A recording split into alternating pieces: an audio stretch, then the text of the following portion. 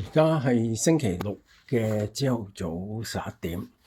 咁琴日嗰兩個麵團咧，都雪咗好耐，16個鐘以上啦。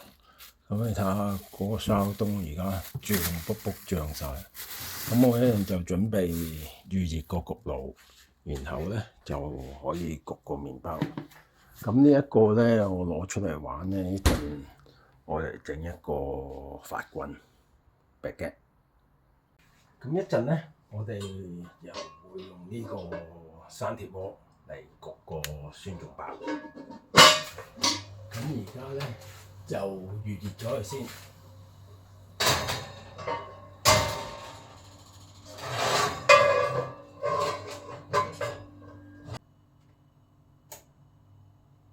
230度